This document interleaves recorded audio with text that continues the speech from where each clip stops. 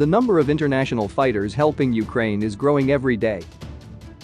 The Ukrainian government reports more than 16,000 foreigners have already arrived, including some Americans. Andriy Penchak is an American licensed truck driver who was born in Ukraine. He landed with 3 other Americans ready to go into the war zone. He told CBS Morning's co-anchor Tony DeCaupel that he wanted to save the lives of the Ukrainians still inside the country. He launched this mission from Bucks County, Pennsylvania. He's never been to battle and used personal savings to pay for his plane tickets. Penchak said the hardest part was leaving his 3 young children. "I didn't say goodbye. I said, see you later," he said.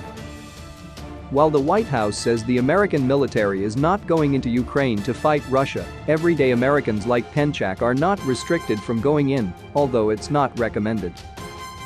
"We encourage all Americans not to travel to Ukraine right now, and those Americans who are in Ukraine to leave Ukraine because it is not safe," said Kristina Kvien, the acting U.S. ambassador to Ukraine.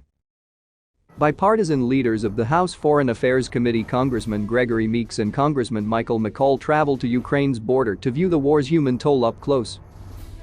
Meeks said that the Americans traveling to Ukraine is an example of the importance of democracy.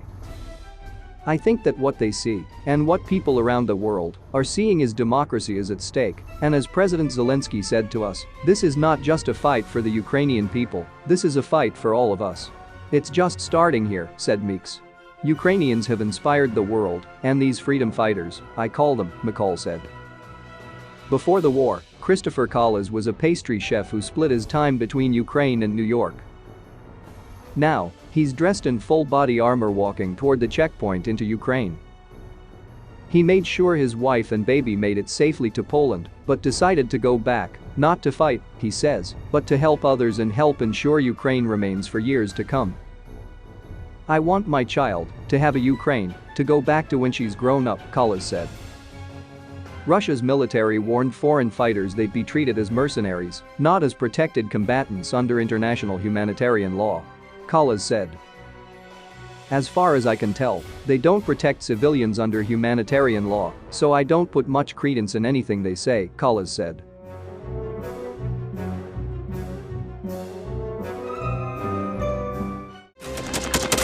Thanks for watching, and don't forget to subscribe.